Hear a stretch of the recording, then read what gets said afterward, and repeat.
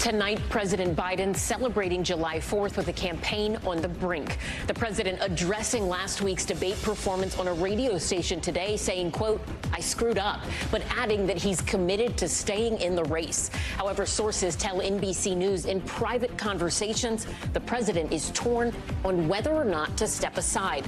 Concerns over his fitness to lead growing louder by the day as he prepares for his first TV interview since that debate. Could he win back support? Our team of reporters standing by to break it all down. Also tonight, Beryl takes aim. The deadly storm slamming Jamaica with powerful rain and winds, knocking trees into homes and littering the island with debris. The nearby Cayman Islands also hit with heavy rainfall. Beryl, now a Category 2 hurricane, gearing up to hit Mexico and possibly the U.S. We're timing it out. Wildfire emergency. Multiple fires in Northern California, charring at least 3,000 acres and still burning. Tens of thousands of people forced out of their homes. Nearly all 4th of July celebrations in the area canceled. The conditions now fueling those flames. Diddy's criminal investigation. Sources telling NBC News a federal grand jury has convened to investigate Sean Diddy Combs. The news coming just months after his homes were raided by law enforcement officials. We will have the latest on the disgraced music mogul's legal battles, including a new sexual assault allegation. Surrogacy scam. Hopeful parents depositing thousands of dollars in an escrow company in Texas, saying that money, it's nowhere to be found. The lawsuit alleging the company has looted millions from clients around the globe. Those parents in limbo, now demanding their money and answers. And marching forward, the Highland Park parade back now after it was derailed by tragedy 2 years ago. How the community is reclaiming its right to celebrate freedom from fear. Plus, the promising new treatment for children with cancer and the inspiring story of one young boy now cancer-free. Top Story starts right now.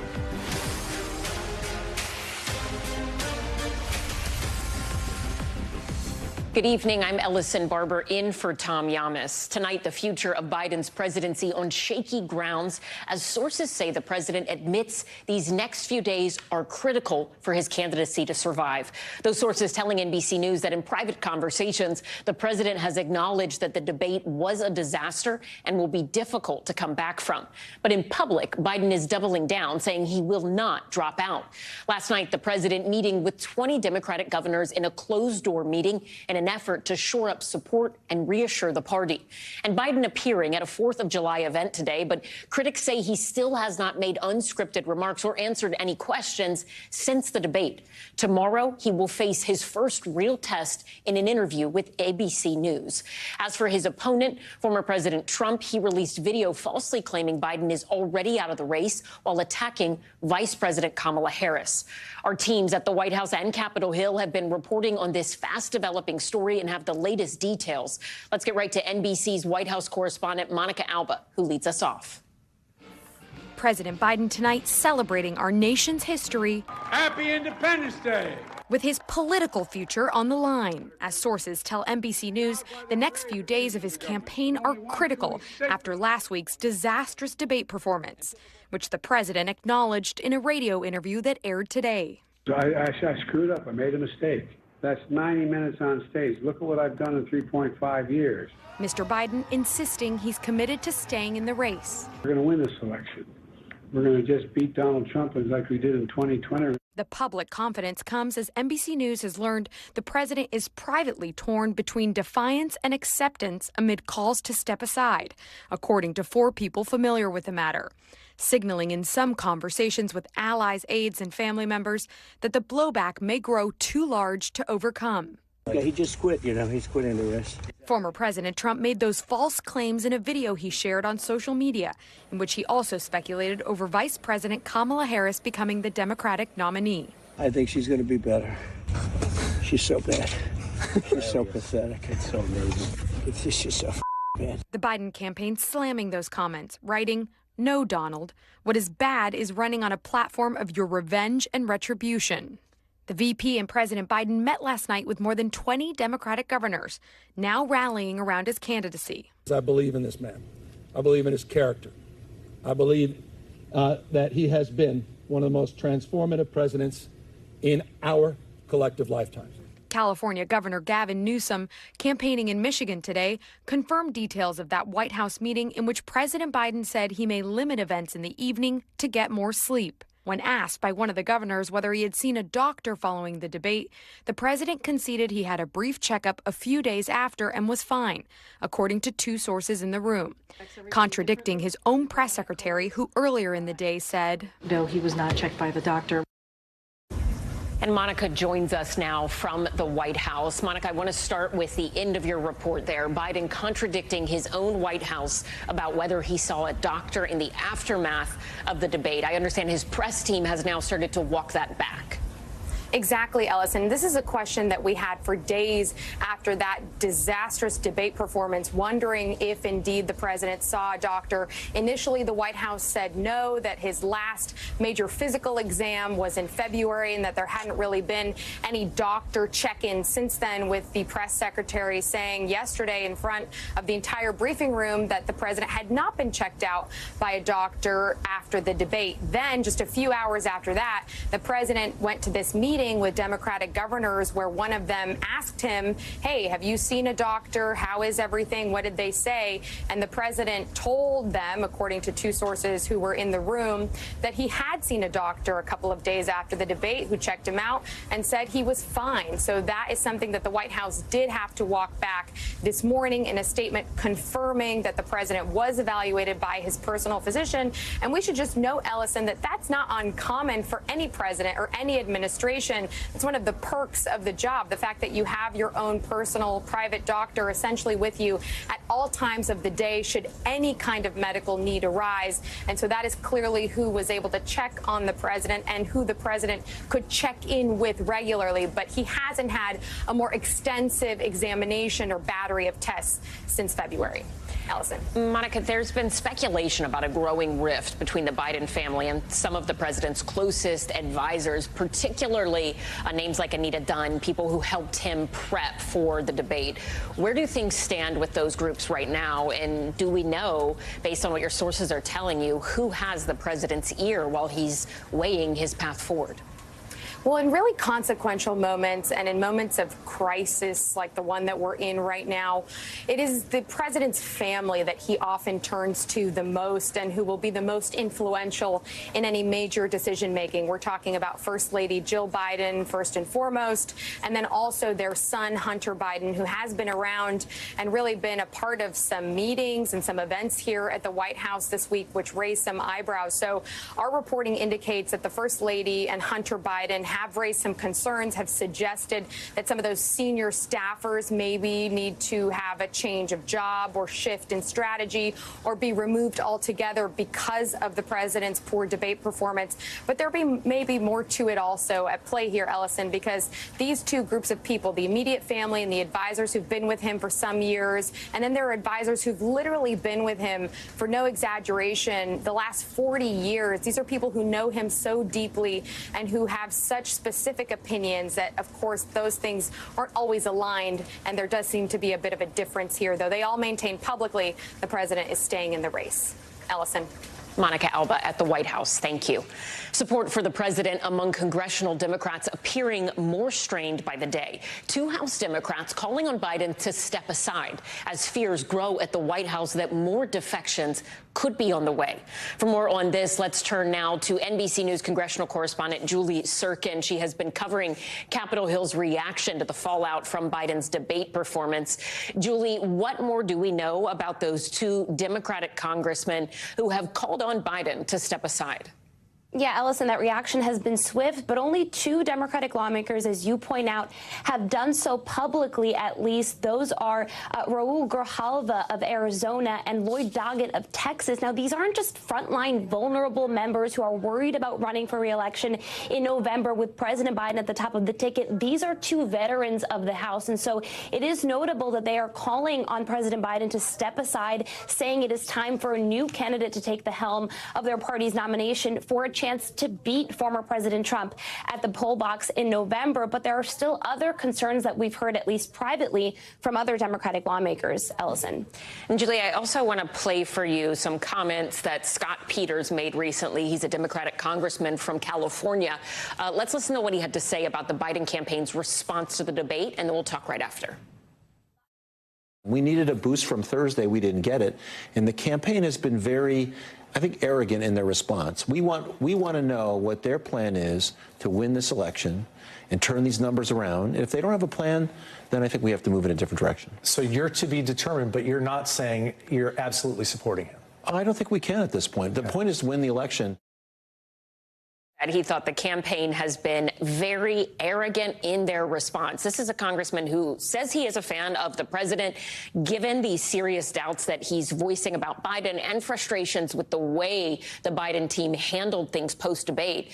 Is it fair to say we're probably going to hear more and more people coming out and making comments like this? Or is there a world where it's just two people saying for sure you should go and just a few expressing concerns like this congressman? Ellison, unfortunately for President Biden and the White House, I think a lot of Democrats that I spoke to are very concerned. You know, it's interesting. One Democratic lawmaker I spoke to yesterday over the phone pretty much said word for word what Scott Peters said today. Of course, they didn't coordinate their comments, but this just shows you how much of this is reverberating around the halls of Congress. And when they're back on Monday, remember, they've been on the July 4th recess, certainly after they've had time to process this, especially after they hear potentially from President Biden during that live interview or taped interview tomorrow night, they will have more decisions to make. But look, one Democratic lawmaker told me, listen, we love President Biden. He's been well respected. We're just concerned that if he stays in the race and if he loses to former President Trump come November, that on his tombstone, his legacy will not be his achievements over the last 3.5 years and in his long career before that as vice president and Senate. It will be the fact that he did not bow out when he was supposed to and instead stayed in this race despite those slip-ups that we saw in his debate performance last week. Julie, with the Biden campaign doing this full court press on Capitol Hill, but then also taking days for the president to actually call directly top Democrats on the Hill, and then the fact that he hasn't been on camera and in an unscripted scenario since that debate, when you're talking to your sources, whether it is the elected officials or even their staffers on the Hill, are they frustrated with just the general strategy from the Biden team here to deal with the fallout? Absolutely. In the words of one Democrat that I spoke to, it's bewilderment. It's bewilderment as to why the president's advisors are not pushing him in a better direction. As you point out, it took days for President Biden to call top Democrats on Capitol Hill, including Leader Schumer, Leader Jeffries, even some of his closest allies that have had his back for years, that are helping his reelection effort. And I think it's very hard to silence some of the defectors that you're seeing, those two Democrats that came out publicly and called on Biden to step aside when that is the case. You even had Nancy Pelosi, who is really a fixture of the Democratic Party on Capitol Hill, say this week to our colleague Andrea Mitchell that, look, it's a legitimate question when voters look at Biden's performance during that debate and wonder, is this a one-off or is this more of a legitimate medical concern, a medical issue? And so in talking to these sources, Ellison, they tell me they want to see the president out there. They want to see him unscripted, not using prompter. That interview that I mentioned would be an opportunity for him to do just that. But they want to see more. They want to see the president really prove to the American people that he can beat former President Trump at the ballot box this November. And if he can't, then he should step aside. Julie Sirkin, NRDC Bureau, thank you. For more on Biden's post-debate damage control and the state of his reelection campaign, let's bring in Democratic strategist Michael Starr Hopkins. Michael, Biden has his first major interview tomorrow. That's what Julie was referring to there when she was talking about people within his circle wanting the president out there more unscripted, like he will be in this TV interview. But my question for you, when you look at the TV interview and if they think that is going to make up for what happened at the debate, they're really different, right? We're talking about a taped interview that is one-on-one versus a live debate. The audience is different. The pressure is different. All of it very, very different. Is this interview going to actually help him in the way that his allies are wanting it to? No, I mean, at the end of the day, this interview is the minimum that he has to do. Over the last week, we've expected that he would ease the fears of voters and do more events, come out and have more public comments. But instead, we've seen as the campaign and the administration really take, as Congressman Peters talked about, an arrogant approach. I talked to some campaign officials earlier in the week, and the message that they had was there's real frustration at the senior level. The fact that they're telling people that they're bedwetters and using the kind of rhetoric that's just dividing the party. We all saw what we saw earlier in that debate. And to try to deny that what we saw was a president who didn't seem to have it all there has been really frustrating. You know, we do have multiple sources telling NBC News, our colleagues in D.C., that Biden has told people he is contemplating getting out of the race, even as we're hearing this kind of opposite public narrative. How do you, if you are with the president or with his team, how do you try and stop the momentum these reports are gaining with the public? Honestly, there's no way to do it at this point. The dam's broken, and you're seeing more and more people come out. It's not just anonymous quotes anymore. That was death by 1,000 cuts. But now you're seeing members of Congress put their names to this, former members of Congress. You recently saw the Disney heir come out and say that she's no longer going to donate. That's really where you're going to see the problem for the president. It's the donations. When donor money starts drying up, that's when you're going to start to see candidates down ticket separate themselves. And you're already starting to see that. One of the things that NBC has been reporting on and other outlets as well is this idea of a divide between Biden's family and Biden's staff. What does that, if true, tell you about the state of this campaign and the White House? I mean, is it bad strategy? Is it arrogance, as you said earlier? I mean, is this something that could work to have all of this play out in the public eye? And in this moment, who really has the president's ear? Is it his staff or is it his family? It's his family. It's got to be hard to walk away from being president of the United States. I mean, this is a man whose entire career has been building to this moment. He defeated Donald Trump and said he was going to be a one-term president, that he was going to be a bridge to the next generation. But walking away from the presidency is a lot more difficult. And so I think right now you're seeing that balance of him trying to get to a place where he can admit that he may not be the best person positioned to beat Donald Trump, and that it may be time for Democrats to bring somebody else in. Look, I voted for Joe Biden. I support Joe Biden. But at the end of the day, Democrats have to win. That's the message I hear on the Hill. That's what I hear from campaign members. We've got to win. And so if Joe Biden doesn't give us the best chance to win, then it's time to bring in the vice president. So bottom line, and I think I might know the answer to this based on what you were just saying there, but bottom line, do you think Biden can survive this moment? I don't. I think now we're at a legacy game. Is he going to be remembered as the president who defeated Donald Trump, or a president who allowed the return of Donald Trump and allowed a national ban on abortion, Project 2025 to be implemented, things that would really destroy the fabric of our country? All right. Michael Starr Hopkins, thank you so much. We appreciate your time and insights as always.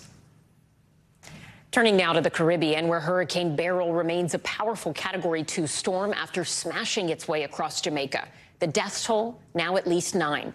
This is the satellite image now as it heads towards the Gulf and takes aim at Mexico and possibly South Texas. NBC News correspondent Sam Brock is in Jamaica with the latest. Hurricane Beryl tonight, continuing its tear through the Caribbean. Now, just past Grand Cayman, the massive storm shaking trees and churning waves. This video taken by NOAA inside the hurricane this week, revealing the storm's power. Last night, Hurricane Beryl battering Jamaica, where officials already confirmed 2 deaths in the country, both victims in their 20s, leaving the nation reeling. Waking up this morning to all of this is like, it's overwhelming. On Treasure Beach, a popular seaside oasis, Jamaican officials tell us the devastation is widespread. Homes damaged, health centers, churches lost their roofs completely.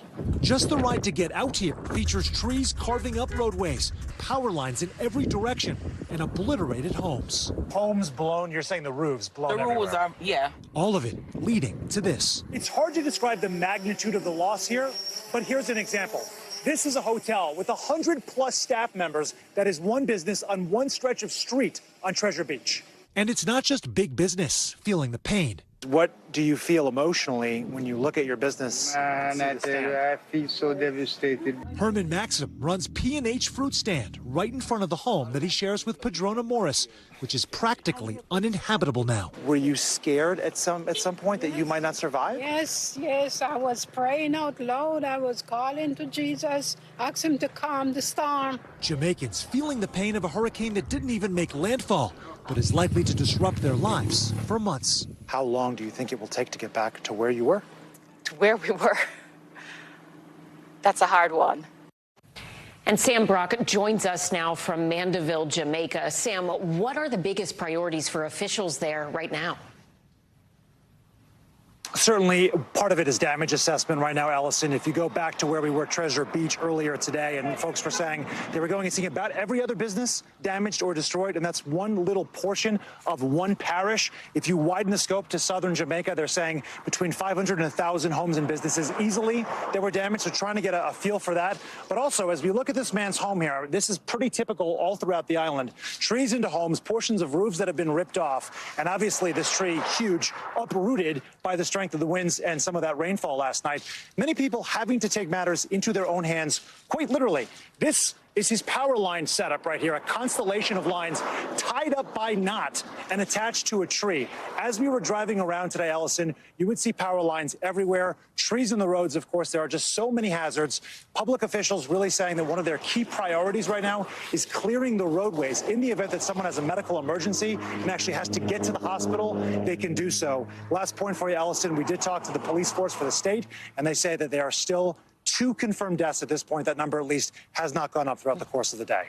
Allison. Sam Brock in Jamaica, thank you. For more on Hurricane Beryl's path as it continues its march towards Mexico, NBC News meteorologist Michelle Grossman is with us. Michelle, what is the latest on the track here? Hi there, Ellison. Well, we're looking at a track towards Mexico, as you mentioned, maybe even southern Texas. So here is the latest on Beryl. Still a really powerful Category 2 storm at 110 miles per hour. Keep in mind, a Category 3 storm is a 111 miles per hour. So right on the cusp there of a major hurricane. It's still moving very quickly northwest at 20 miles per hour. It's going to keep that fast track as we go over the next several days. We have tropical alerts all along the Yucatan Peninsula because we're going to start to feel the impacts tonight into tomorrow. That's going to be a big story as we go throughout Friday. Now we're going to see Beryl cross Yucatan Peninsula with the terrain, with some wind shear. We're going to see it weaken into a tropical storm. So notice the timestamp. Friday at 12 o'clock, 70 mile per hour winds, a tropical storm. It's going to enter the Gulf of Mexico as a tropical storm, but notice what happens. It's in some really warm waters. That's all it needs is that oomph to give that storm a little more power. So as we near Sunday at 12 p.m., we're looking at a Category 1 storm. It will make impact or landfall somewhere between northeastern Mexico and the southern parts of Texas. Regardless of where it does end up, notice where this cone is. You still see that rain. We're going to see the rain, heavy rain. We can see 3 to 6 inches in some spots, up to 10 in other spots. Some really rough seas, rip currents, damaging winds, no matter where this sort of makes that landfall. And as we go throughout time here, we'll see it kind of maintain its strength. But the big story will be the rainfall that will be dropped with the storm. Ellison? All right, Michelle Grossman, thank you. Sure. Now to that massive wildfire forcing tens of thousands to evacuate in Northern California. The flames stretching more than 3,500 acres, devouring homes in over 100-degree heat. NBC's Steve Patterson is in the fire zone. Tonight, stifling heat supercharging a field of fire in Northern California as crews race to contain the flames. State of emergency at the Thompson fire, now more than 3,500 acres. Crews finally able to get a foothold after a day of favorable winds, only to face more extreme heat. So those winds have stopped, which is huge, but those temperatures are actually increasing. We're in the 110, even higher. So that takes a huge toll on firefighters working when it's this hot.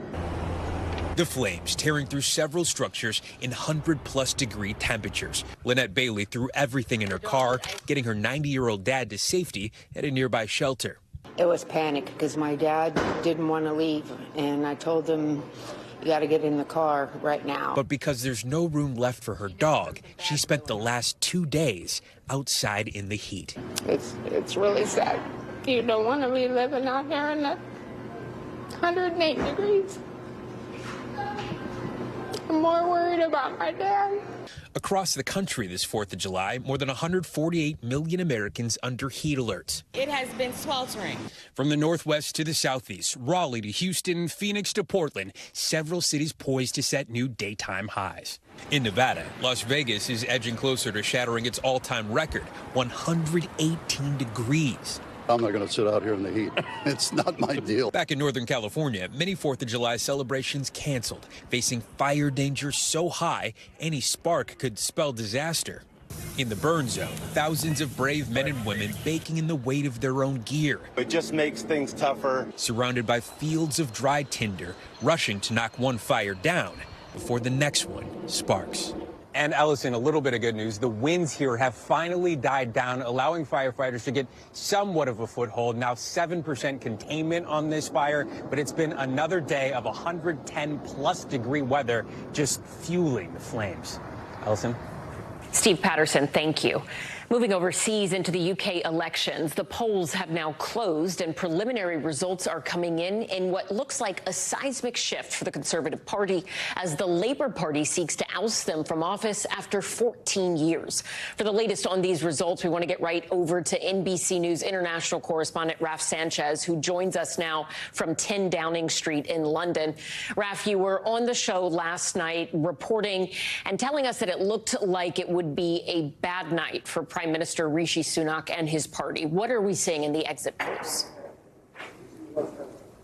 Ellison, these exit polls are projecting a crushing defeat for Prime Minister Sunak and his Conservative Party, potentially one of the worst performances in that party's history, and an absolute landslide for the progressive opposition party known as Labour. There is very little doubt at this point that it will be the Labour leader, Keir Starmer, who tomorrow morning will walk through that famous black door of 10 Downing Street as the new Prime Minister of the United Kingdom. Just to give you some sense of the numbers here, we don't have final results, but we are expecting the Labour Party to win potentially 3 times as many seats as the Conservatives. They will come into power with just a sweeping majority in Parliament. We are also potentially seeing, Ellison, the new populist right-wing party known as Reform, which is staunchly anti-immigration, winning maybe 13 seats, which would be a first in British history.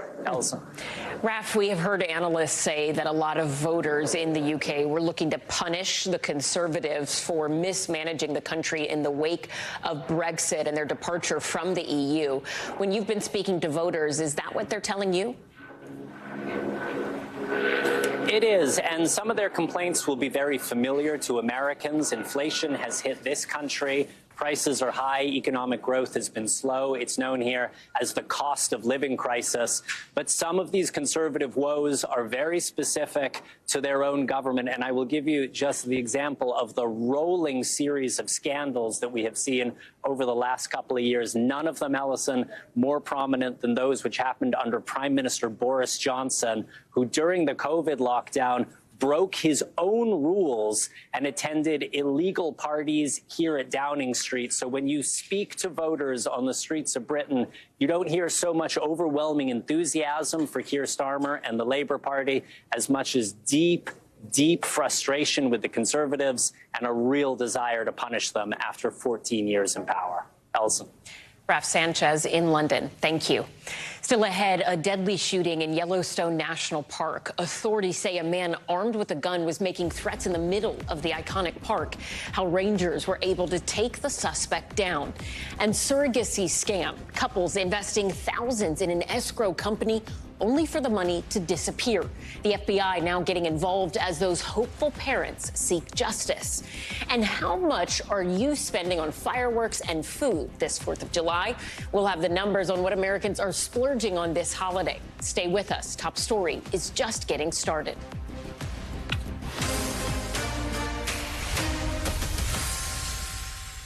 Hundreds of people caught up in a surrogacy money scandal, depositing tens of thousands of dollars with an escrow company only for that money to disappear. The FBI now investigating. NBC New York reporter Gilma Alvalos has this story. In their apartment on Roosevelt Island, Laura Daniels and Christopher Chang are overjoyed to be new parents. You're such a good boy. For medical reasons, they relied on a surrogate to carry their son Coda. It's a journey that cost a fortune. We're talking about their compensation plus 50%, plus 100%, depending on the agreement. So we're talking $100,000 sitting in this account. The couple trusted their money was safe until a few weeks ago when their surrogate called. Let us know that she hadn't received her first 2 payments. They now fear more than $10,000 in their account is gone. On Long Island, Jennifer can't get answers about $28,000 intended for her surrogate. Out of the blue, everyone from agencies to lawyers to intended parents to gestational carriers were blindsided and did not see this coming. Both families say they deposited their money with a company called Surrogacy Escrow Account Management, LLC, SEAM for short. Based in Houston, Texas, it's been in business for 10 years, providing a service experts say is standard in surrogacy. And best practice. Jarrett Zaffron runs a surrogacy agency in New York. So it's a protection for both sides, transparency for the intended parents, and to make sure that the money really is there to cover obligations to the surrogate. A number of intended parents tell News 4 SEAM came highly recommended by their agencies and attorneys. On SEAM's website, owner Dominique Side talked of being a former surrogate and wanting to help people through the process. One of the main concerns of most people looking for services like this are my funds secure? Yes, absolutely. But a lawsuit filed in Texas alleges something's gone criminally wrong at SEAM, with as much as $10 million looted from 600 escrow accounts from clients around the globe. Attorney Lori Hood filed the suit on behalf of a mom-to-be who says she lost more than $60,000. You have parents that are obligated under the contract to pay for the expenses for the surrogates. And so these parents are having to come up with alternate means to pay for this contract and these funds, and a lot of them just don't have it. The suit claims SEAM, quote, may have been misappropriating the escrow funds for years in order to bankroll Dominique's other business ventures and lavish lifestyle, and pledged escrow funds for 6-figure cash loans. She wasn't shy about hiding her lifestyles of the rich and famous. Many of Dominique's Side's social media accounts and websites for other businesses connected to her have vanished, and now she's under even more scrutiny. In an email to News 4, Side declined to comment, citing a, quote, active investigation by federal authorities. The Houston FBI told us it's seeking potential victims with this online form for people across the country, people like Jennifer. I obviously want all of us to get our money back. I also really want answers, some sort of justice through the criminal system. Back on Roosevelt Island, Laura and Christopher want answers from Dominique's Side for themselves and for intended parents who are now in limbo. We're fortunate that we have our baby in hand, but I think that's the most disturbing thing, is knowing that she's affecting families and impacting generations of people. Gilma Avalos, thank you. And we do want to mention a judge in Texas has frozen the bank accounts of SEAM, Dominique's Side, and her business partner. In addition to the FBI inquiry, complaints have been filed with the Texas and New York attorneys general. When we come back, the scary scene at a Texas beach. Multiple people attacked by a shark on South Padre Island. At least one person hospitalized with serious injuries. The late details just coming in.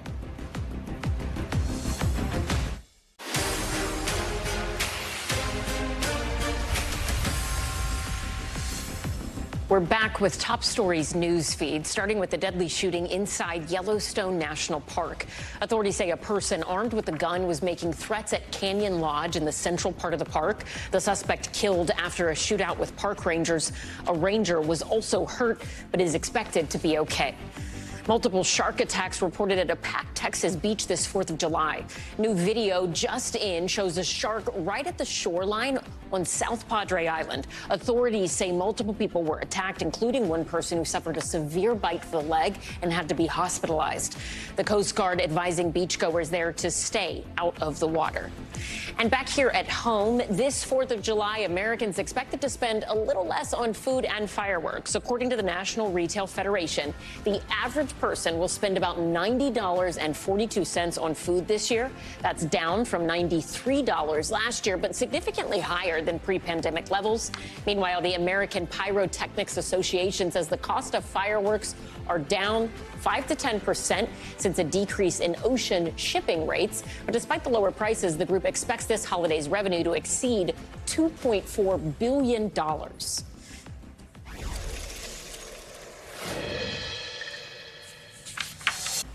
And this 4th of July, Americans expected to spend a little less on food and fireworks. According to the National Retail Federation, the average person will spend about $90.42 on food this year. That's down from $93 last year, but significantly higher than pre-pandemic levels. Meanwhile, the American Pyrotechnics Association says the cost of fireworks are down 5 to 10% since a decrease in ocean shipping rates. But despite the lower prices, the group expects this holiday's revenue to exceed $2.4 billion. Sticking with consumer news and top stories, money talks. In addition to the usual 4th of July activities, the holiday weekend is also known for big sales. NBC News business and data correspondent Brian Cheung is here with the deals you should shop for before midnight and what major deals are coming in the upcoming days. Right, Brian? Okay, so let's start with what sort of products should people be shopping for right now before that deadline runs out tonight? Yeah, Allison, with these major holidays, right, there are some summer savings to be had. Now, Memorial Day is usually associated with mattresses for some reason. I don't really know the explanation. But when it comes to July 4th, it's basically just anything that you can use for outdoor activities to enjoy the summer. So we're seeing some pretty sharp discounting, and experts have told me that if you want to get a swimsuit, if you want to get tents, right, outdoor gear, but also furniture and grills, and then even appliances, big ticket, large expensive items, it could be a good time to dip into those things. We're seeing 20, 30, 40, 60% off in some cases, especially with like some outdoor patio sets. So it could be a good time to dip in. Yeah, what are some of the biggest deals or savings you've seen so far for normally higher priced items? Yeah, well, for appliances, for example, we're seeing some washers and dryers about $800 off. And, you know, this is an inflationary environment where people don't want to replace their big ticket items unless they absolutely have to. So retailers are cutting the prices on those. But also for grills, right? If you're trying to do a late cookout and maybe you don't have anything for the weekend, it might not be the worst thing to pick something up tomorrow and have it ready for the weekend. Grills, 25 to 30% off in some cases. And at Lowe's and Home Depot, grills or other types of appliances, they're offering 40 to 50% off in addition to, on top of that, in some cases, even e-gift cards. So good. Again, could be a good time for some of those big ticket purchases. These are really big sales. There are, I also understand, some big sales on Monday as well. Yeah. What are those and why? Is it 4th of July continuing here? Well, yeah, so the 4th of July sales will offer good discounts on the categories that I talked about. But for some things like tech and also for back to school, you'll actually probably have better opportunities for some of these other late July opportunities like Amazon Prime Day, which is happening in the middle of July. That's going to be taking place July 16th and 17th. But Target and Walmart, who are trying to compete with them, they have their own deal specials as well happening the beginning of next week, July 7th through 13th for Target, July 8th through 11th for Walmart. But keep in mind, some of these are going to be limited to subscribers. You have to be a Prime member to access Prime Day. For Target, you have to register with Target to access those deals. For Walmart, everyone can access them. But again, back to school and tech would probably be better for those deals. Okay, that's really good to know. This last one is an important last mention, and honestly, it's one I threw out there because I'm a huge donut fan. And I did see that Krispy Kreme has really big deals today, and people can still have a little bit of time to get a free donut if you're wearing red, white, or blue. Right? And for the rest of the month, you can actually get a free donut on Tuesdays and a free iced coffee on Fridays with any purchase. Yeah. And, you know, again, it's July 4th, and I'm okay with the late day donuts still. So, again, if you want to squeeze that deal, you can do it. But, again, even if you miss out on that, still be able to get that free donut and free coffee opportunity throughout the rest of the week. An important caveat I have been told by the birdies in my ear, it's not wear red, white, or blue. It's and. So you might need all three. You have to get all three of them, Well, my shoes have all three of them right now, so I'm ready to go. Go get a donut. Brian Cheung, thank you. We appreciate it. Coming up, a potential cancer breakthrough. Researchers in the UK using cutting-edge technology to treat cancer in children. The family who says their son is living proof that it works. We're back now with a potential breakthrough for children with cancer. Doctors in England using what's called whole genome sequencing to give quicker and more specialized results than standard testing. Sky News' Tom Clark spent time with one young patient who had treatment using this testing, and today he is cancer-free. 3.5 years ago, when he was 6, Eddie was diagnosed with an uncommon, aggressive form of leukemia. Blindsided by the diagnosis, his mum, like any parent, wanted to know anything that might improve his treatment. You're sort of grasping at anything that will give you either reassurance or a better prognosis. And in Eddie's case, there was something, the opportunity to have the entire genetic sequence of his cancer decoded. When you see your child go through something like this, it's heartbreaking. And you just want anything to make it better. And tests like this, where it just gives them extra information, it's so important. And it's not a little bit of information, it's a lot. The human genome contains 3 billion letters of DNA code. Having access to each of those genetic building blocks, including all those with mutations linked to cancer, can help improve treatment decisions, according to this new study, which included Eddie and 280 other children with cancer. NHS England already makes this whole genome sequencing available to any child with cancer or suspected cancer. But new and complex, its uptake hasn't been widespread. The researchers hope their findings change that. Instead of doing a best guess for those patients, which is still really comprehensive treatment, it allowed us to really target the treatment so the patient got the right amount of treatment. So you're not over-treating them and all the toxicity that brings, but equally not under-treating patients and risking a relapse. So for us, this was really revolutionary. In Eddie's case, the test revealed his brother Leo had no increased risk of leukemia himself and allowed his doctors to be confident that he'd respond well to standard treatment. And he did. This course is run. Last week, his treatment ended and his cancer is in remission. It feels great to be normal again, like see my friends and like you ring the bell. Yeah, great. What are you looking forward to doing? See my friends. Going on holiday. His doctors hope testing like Eddie received won't just help others, but provide new insights into how errors in children's DNA causes cancer and perhaps point to new ways to stop it. Tom Clark, Sky News. For a closer look at this topic, I'm joined now by Dr. Carl Kosman. He's a pediatric neuro-oncologist with the C.S. Mott Children's Hospital at the University of Michigan. Dr. Kosman, thanks for joining us tonight. Could you start by just explaining to us what exactly a whole genome sequencing means or is, and how widespread is this sort of testing? Yeah, absolutely. Thanks for having me. So, I think to be able to explain whole genome sequencing, I have to just first explain that when we look at cancer, whether that's pediatric cancer or adult cancer, we're looking at cells that have a different set of DNA, a different genome from the rest of the healthy cells in your body. And if we think about DNA, it's really the book that the cells, look for guidance on how to behave. And so really, up until now, the tests that we've run to be able to diagnose a cancer have been just piecemeal, looking at various parts of a book. But the whole genome is really looking at every letter within that book. So whole genome sequencing is to look at all of the various nucleotides within each cancer cell's book, if that makes sense. This study out of England, it found that the whole genome sequencing provided doctors with better information about the needed care for more than a third of patients. When you look at those numbers, a third of patients, and we're talking about children here, how significant is that? And is this something that we could see being used in the United States sometime soon, if it's not already? Yeah, absolutely. I think one of the things that made this study important was just how many patients were impacted in a positive way by using whole genome sequencing. I think we've had access to whole genome sequencing now for probably over a decade. What has changed is that it's becoming a little bit more available. So this was an entire health system employing this. And right now it's very piecemeal. And even in the United States, different centers may be offering this, many may not be offering it.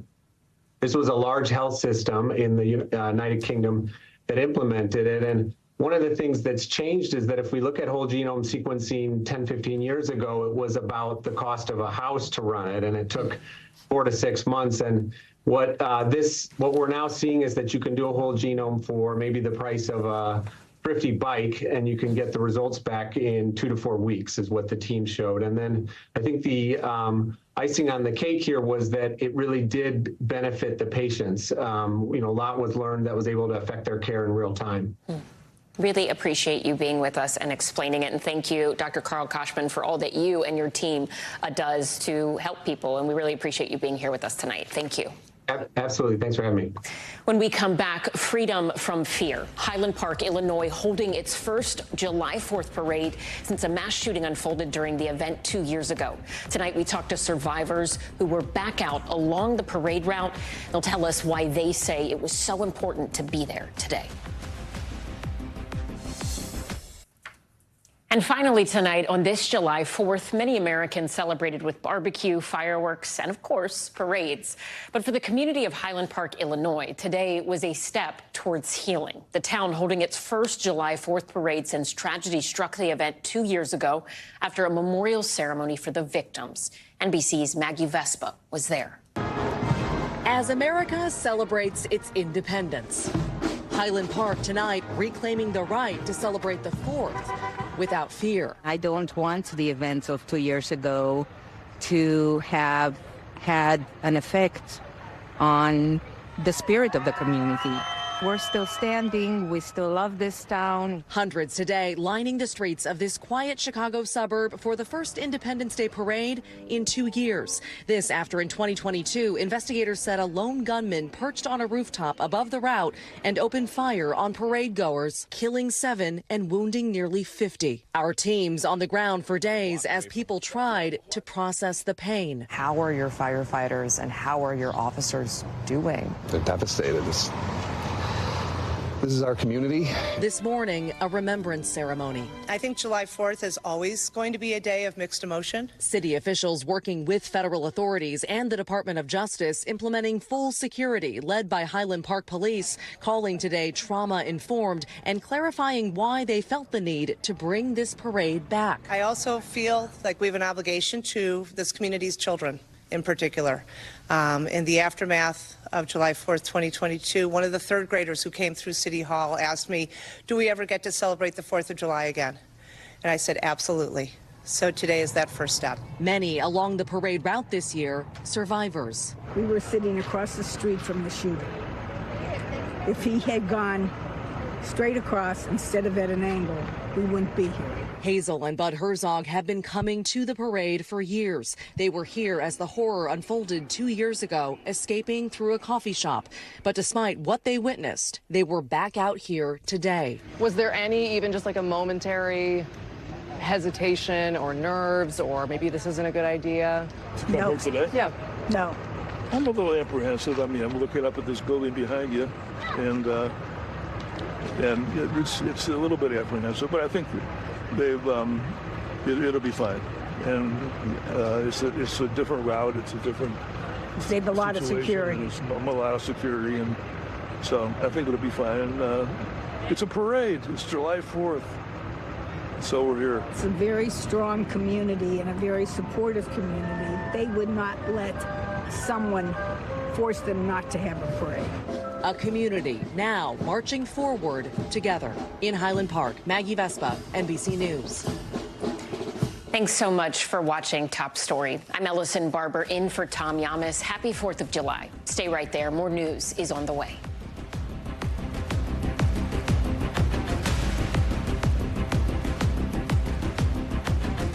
Thanks for watching. Stay updated about breaking news and top stories on the NBC News app or follow us on social media.